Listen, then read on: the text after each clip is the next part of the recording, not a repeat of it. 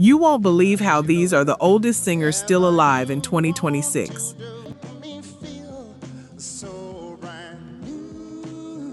The oldest living voices of R&B and soul, still here in 2026. Some of them past 80, one of them past 90.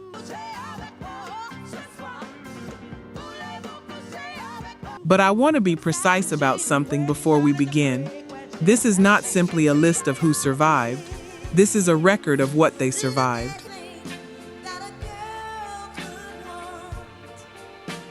And what the industry did, or failed to do, along the way. Their stories, told properly, finally.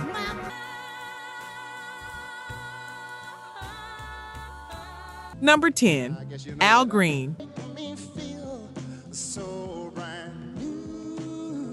Born April 13, 1946, age 80.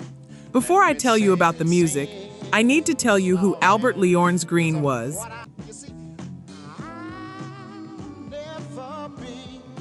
He was born on April 13, 1946, in Forest City, Arkansas, the son of a sharecropper, raised in a home where gospel music was not a genre, but a condition of life. At 16, his father caught him listening to Jackie Wilson records and put him out of the house. That is where this story begins.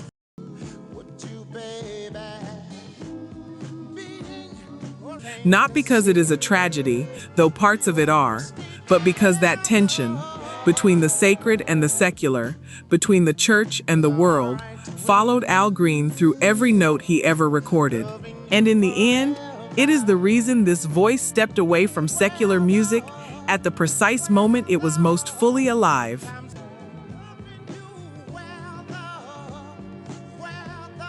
By 1971, he had found everything. Willie Mitchell, High Records, Memphis. A production sound like velvet stretched over a gospel shout. Tired of Being Alone reached number 7 on the pop chart. Let's Stay Together hit number 1 on both the pop and the R&B charts in early 1972.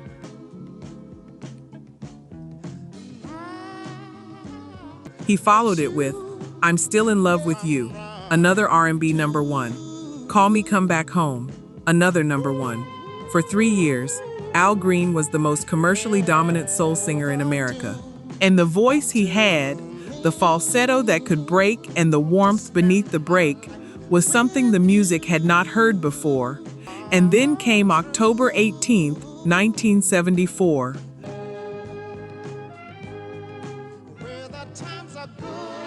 A woman entered his Memphis home and poured a pot of boiling grits on him while he was in the bathtub. He suffered second-degree burns across his back and stomach. She then took his gun and ended her own life. Al Green was 28 years old.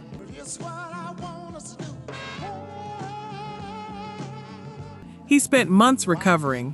When he came out the other side, he walked back into the church. He became an ordained minister. He built the Full Gospel Tabernacle in Memphis, where he leads services to this day.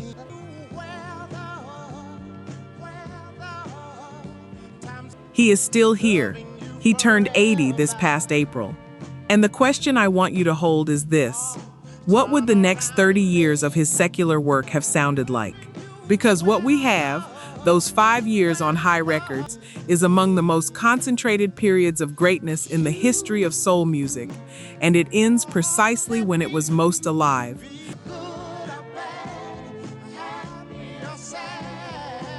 That is not a judgment. That is a documented loss, and the voice that made it is still in Memphis, still singing, still testifying, 80 years old.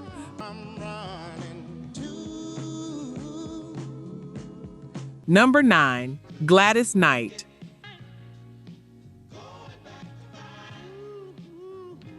Born May 28, 1944, age 82.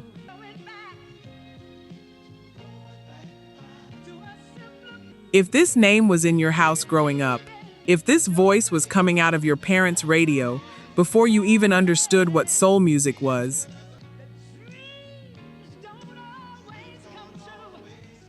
you already know something about what I am going to tell you. You just may not have known to call it what it was. Gladys Maria Knight was born on May 28, 1944, in Atlanta, Georgia.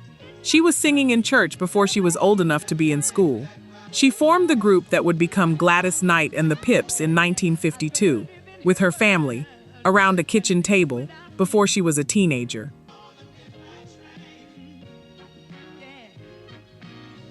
She spent the next 15 years building one of the most precisely tuned vocal ensembles in the history of American music. In 1966, Motown signed them, and here is where I need you to pay close attention.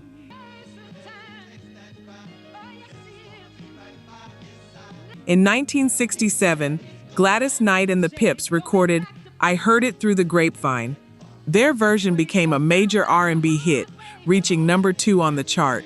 It was one of the strongest soul performances of the year, and then Motown made a decision. They shelved it for wider release. The following year, in 1968, they released Marvin Gaye's version instead.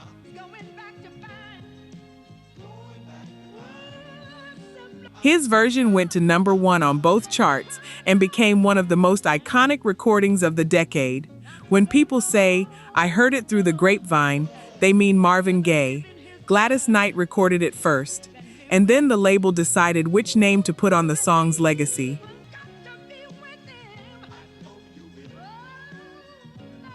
Let me say something I want you to hold as we continue. Most of these names received their most significant recognition late, sometimes decades late. There is one name on this list where that delay stretches across 50 years in the industry. Keep that in mind. We will return to it.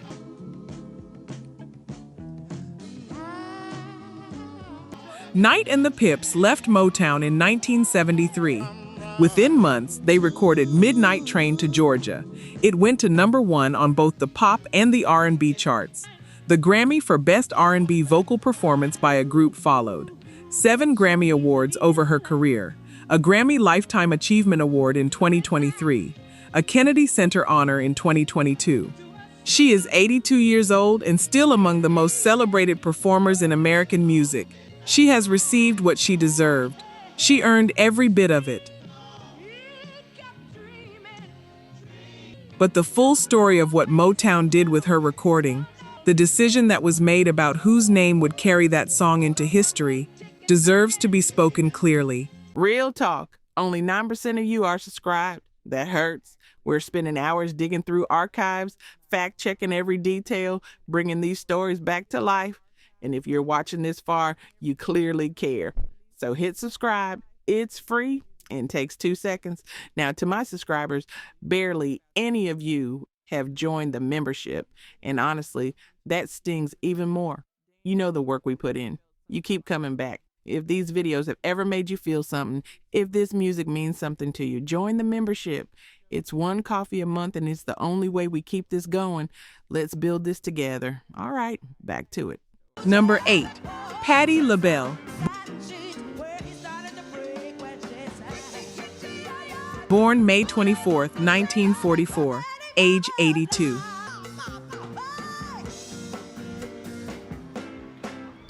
I need you to understand who Patricia Louise Holty was before the industry made her into what they wanted her to be.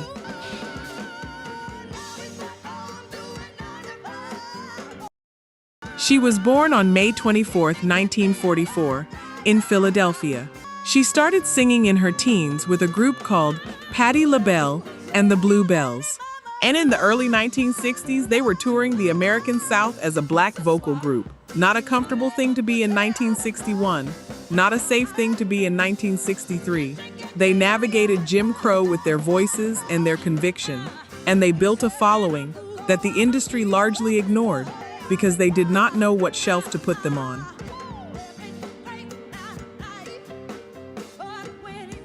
By the 1970s, the group had been reconceived entirely. 3 women, Patti LaBelle, Nona Hendrix, Sarah Dash. The name was simply LaBelle.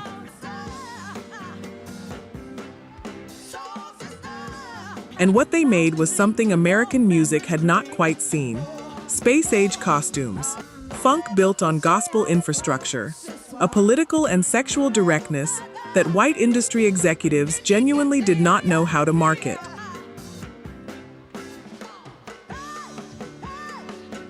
In 1974, LaBelle became the first R&B act in history to headline Madison Square Garden. Not a support slot, the main event.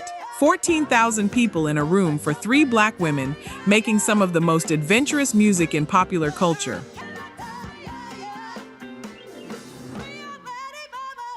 Lady Marmalade came in 1975, #1 pop and R&B, and then the label did not know what to do next. LaBelle broke up in 1976. Each of them went in separate directions. Patti LaBelle spent years rebuilding a solo career that the industry had not thought to invest in during her most creative period. Here is the thing I want you to hold. In 2001, Lady Marmalade was covered by Christina Aguilera, Lil' Kim, Mia, and Pink. The cover reached #1. A new generation discovered the song. Most of them did not know it was from 1975. Most of them did not know it was a Patti LaBelle song first. The industry took the sound she had built, waited 26 years, and handed it to someone else to carry.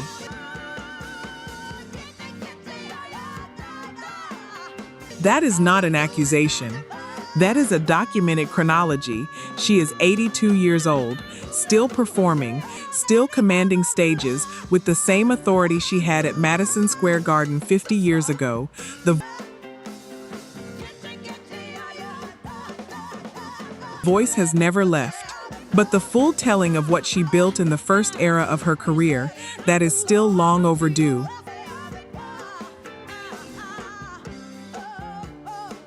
Number 7, Carla Thomas.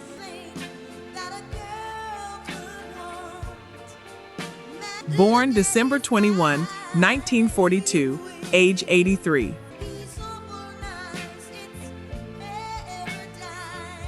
The title was Queen of Memphis Soul. That is not a description I invented. That is the name the music community gave to Carla Venita Thomas, born December 21, 1942, in the Foot Homes housing projects in Memphis, Tennessee. Daughter of Rufus Thomas, who was himself one of the architects of the Memphis sound. And I want to be precise about what she did and what it means.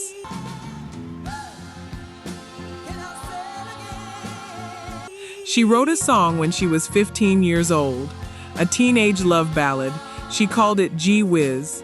She recorded it at Satellite Records, a small Memphis studio that had just begun to find its footing. The label would soon change its name to Stax, and Gee Whiz reached number 5 on the R&B chart and number 10 on the pop chart in 1961. Carla Thomas was 18 years old, and she had just helped put one of the most important soul labels in American history on the map.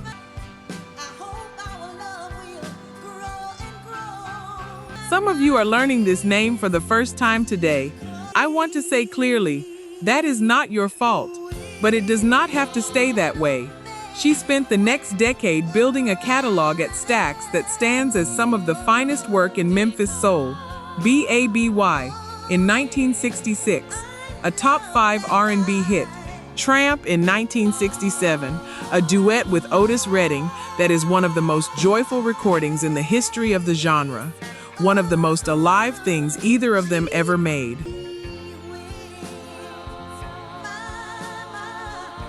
The King and Queen album with Otis Redding received a Grammy nomination. Carla Thomas charted more than 20 singles across 2 decades. She studied alongside Donny Hathaway, Roberta Flack, and Harold Wheeler at Howard University. She was, by any measure, a central artistic voice of the Stax era.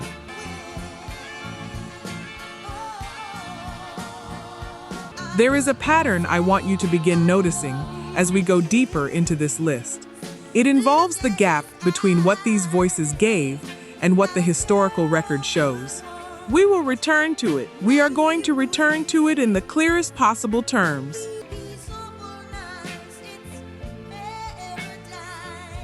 When Stax closed in 1975, Carla Thomas stepped back.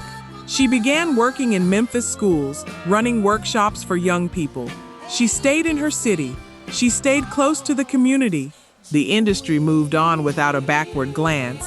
She is 83 years old, still in Memphis, and her name is almost entirely absent from the standard conversation about soul music's foundational era.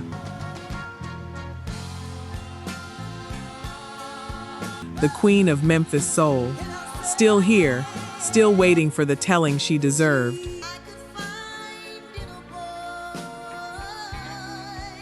Number 6, Bettye LaVette.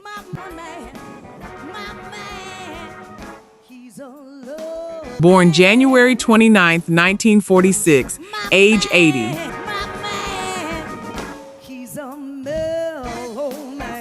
This name is not as well known as it should be, and I want to tell you exactly why, with as much precision as I can manage, because what happened to Bettye LaVette is one of the most thoroughly documented cases of industry erasure in American music history.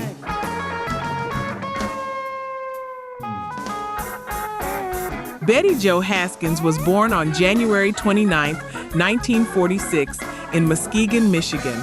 She grew up in Detroit. At 16 years old, in 1962, she recorded her first single under the name Bettye LaVette, My Man, He's a Loving Man, for Atlantic Records. It reached number 7 on the R&B chart. 16 years old, number 7. And the industry looked at what she had done and decided not to invest in what she was becoming.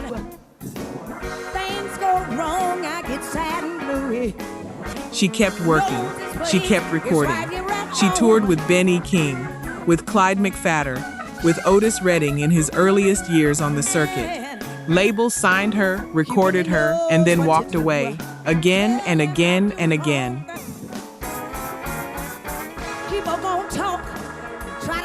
In 1972, she recorded a complete album for Atlantic Records, fully produced, finished, professional in every sense.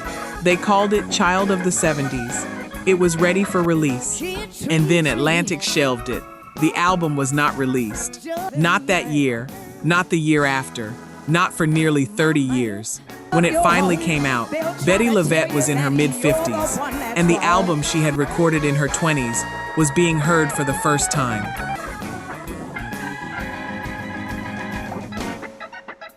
I will say clearly what most people will not. What happened to that album was not negligence. It was a decision.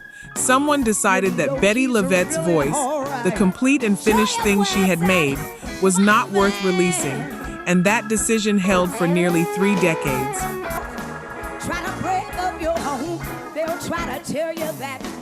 She did not stop. She worked in theater. She toured small venues in Europe. She kept the voice alive in rooms too small for what she carried. In 2003, a live album brought her to a new audience.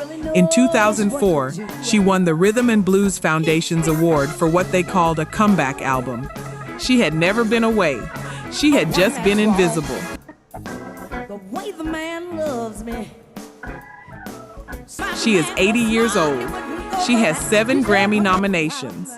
She has been inducted into the Blues Hall of Fame, and the album Atlantic, shelved in 1972, is now considered one of the most important soul recordings of its era.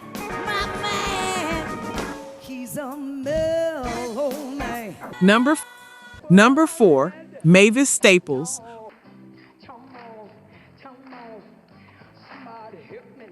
Born July 10, 1939, age 87.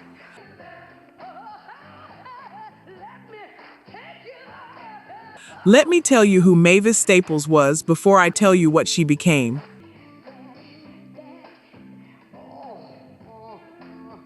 She was born on July 10, 1939, in Chicago, Illinois, the daughter of Roebuck Pop Staples, a Delta blues musician from Mississippi who brought his guitar and his children north and built something extraordinary from the intersection of gospel, blues, and moral clarity. Mavis started singing with her family when she was 8 years old. She was not old enough to stay awake past 9 o'clock, but she was already the voice.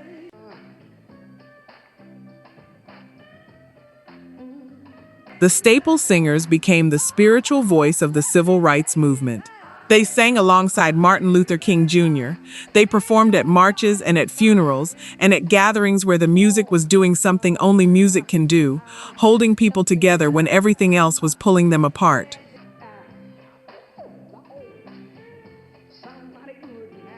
Bob Dylan heard Mavis's voice in the early 1960s. He asked her to marry him. She said no. The story she tells about that decision is one of the most quietly assured things in the history of American music. I'll Take You There went to #1 on both the pop and the R&B charts in 1972. The Staples singers were one of the most beloved groups in American music, and Mavis Staples was at the center of it.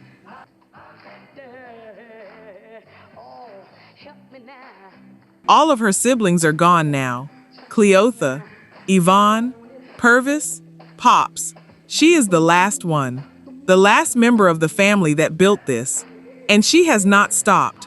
She released an album in 2025. She celebrated her 87th birthday earlier this month. She performed here in the United States in June of this year and did not sit down for an hour.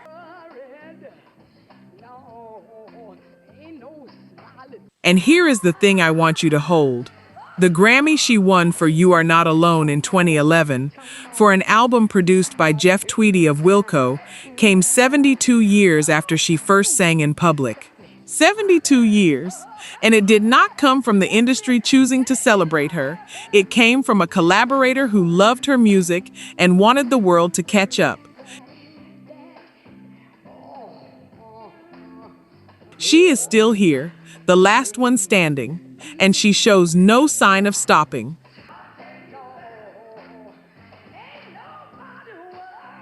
Number 3, William Bell.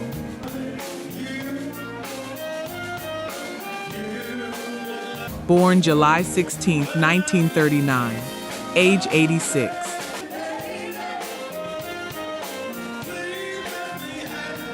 Have you heard the song Born Under a Bad Sign? The Albert King version, the Cream version, the Jimi Hendrix version. It is one of the most performed songs in the blues canon. Most people think of it as an Albert King song. Some think of it as a Cream song. Almost no one knows the name of the man who wrote it.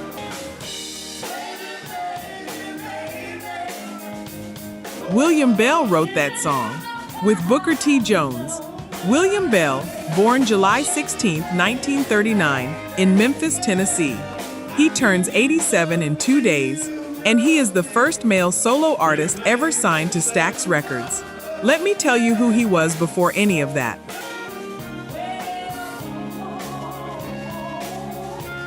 He came up singing gospel in Memphis churches. He began writing songs at 10 years old. He won a local talent contest, and the prize was a recording contract with Satellite Records, which would soon become Stax.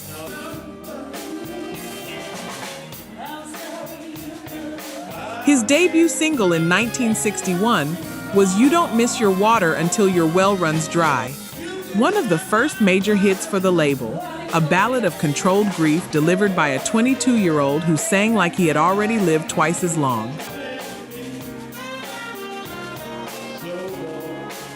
He was in the middle of a run at the Apollo Theater in New York, mid-show, mid-career, at the moment of his first genuine national visibility, when the draft notice arrived.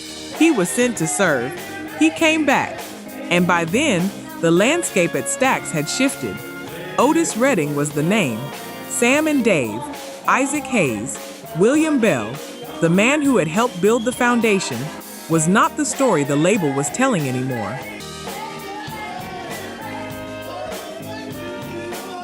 He wrote Born Under a Bad Sign in 1967.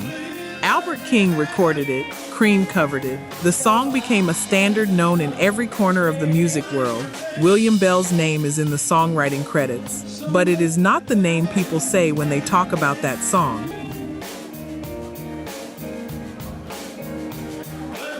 And there is more. He wrote and recorded I Forgot to Be Your Lover. It became a top 10 pop hit in 1986 when Billy Idol recorded it under the title To Be a Lover. William Bell wrote it. Billy Idol got the hit. Some of you are going to look this name up after this video ends. Good. That is exactly the right response.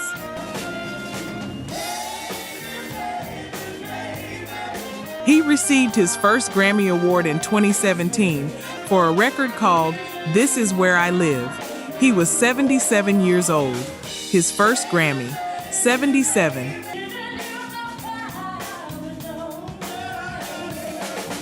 He turns 87 this week, and he is still recording. Still the man whose songs live everywhere while his name lives almost nowhere.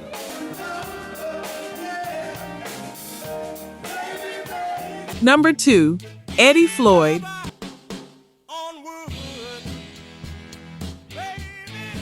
Born June 25th, 1937, age 88.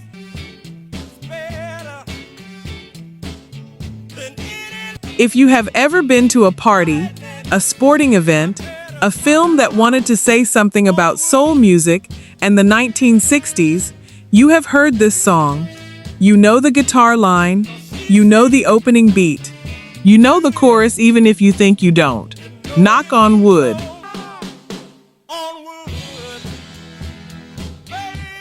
The name is Eddie Floyd. Write it down, because knowing a song and knowing who built it, those are two different kinds of knowing. Let me give you the second one.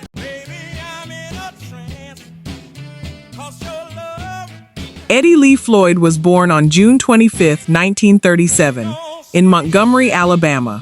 He came up in Detroit, where his uncle ran an independent record label, an early competitor to a company in the same city that would soon be called Motown.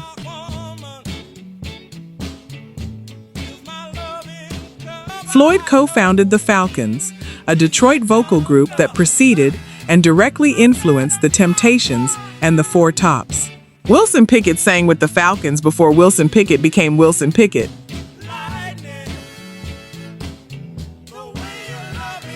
Floyd moved to Memphis in 1965 and signed with Stax Records as a songwriter.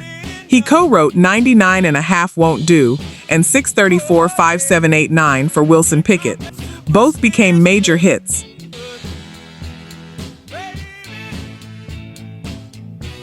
And then in 1966, he sat in a room at the Lorraine Motel, the same building where Martin Luther King Jr. would be killed 2 years later, with Stax guitarist Steve Cropper. There was a thunderstorm outside. Floyd looked out the window, and Knock on Wood came out of that night.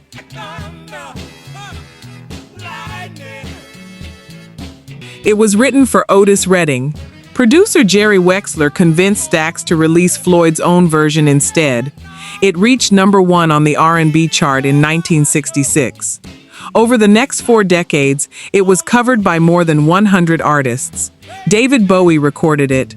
Bruce Springsteen performed it live for years. In 1979, Amie Stewart's disco version reached number 1 on the pop chart.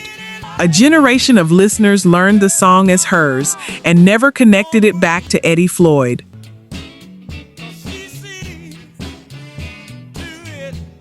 He is 88 years old. He is still in Alabama. He has been inducted into the Alabama Music Hall of Fame, the National Rhythm and Blues Hall of Fame, and the Memphis Music Hall of Fame.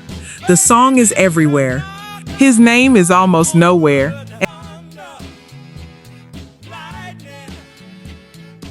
And I want to say something about that before we get to number 1. The gap between the reach of a song and the recognition of the person who built it, that is the pattern I have been describing since we began.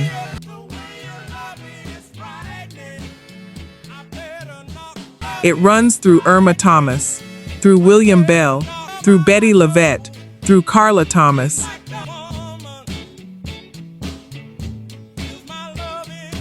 Number 1, Bobby Rush.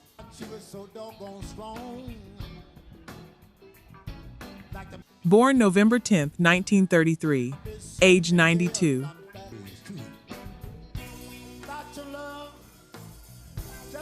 Bobby Rush was born Emmett Ellis Jr. on November 10, 1933, in Homer, Louisiana. He grew up in Pine Bluff, Arkansas, where he formed his first band at a juke joint behind a sawmill. He donned a fake mustache to look old enough to play the room. He was still a teenager.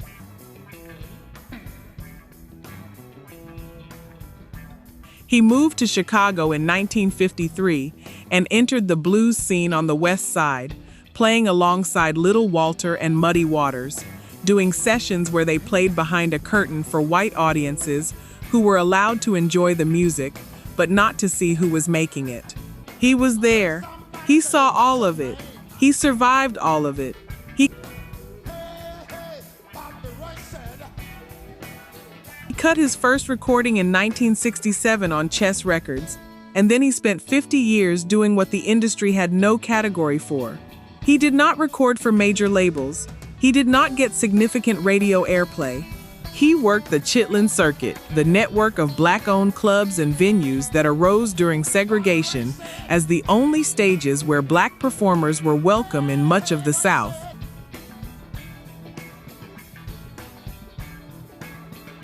He played those stages for decades. He built a showmanship on those stages that remains, at 92 years old, one of the most disarming live experiences in American music. He still jumps into the air at his shows. He was doing it in London last month, 92 years old.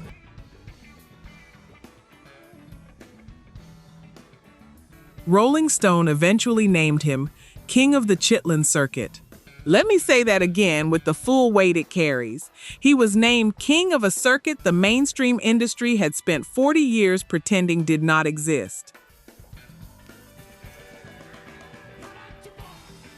In 2017, Bobby Rush walked onto a Grammy stage and accepted the award for Best Traditional Blues Album for a record called Porcupine Meat. He was 83 years old. It was his first Grammy Award, not his first nomination, his first win. 50 years after his first recording, 50 years of being the best-kept secret in American music, 50 years of the industry knowing exactly who he was and choosing to look elsewhere. He won the Grammy again in 2021. He won it again in 2024, at 91 years old. 3 Grammys, all after the age of 83. The most significant recognition of his career arrived 6 decades into it.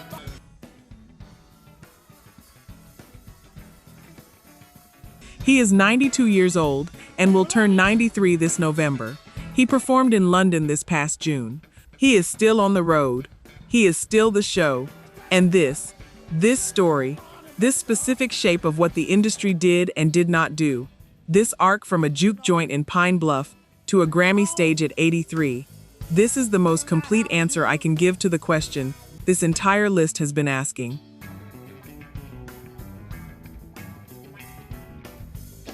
The music survived. For 50 years, the name did not receive what it deserved. And then, finally, it did. This is the name I most needed you to carry with you. Bobby Rush. Say it out loud so you do not forget it.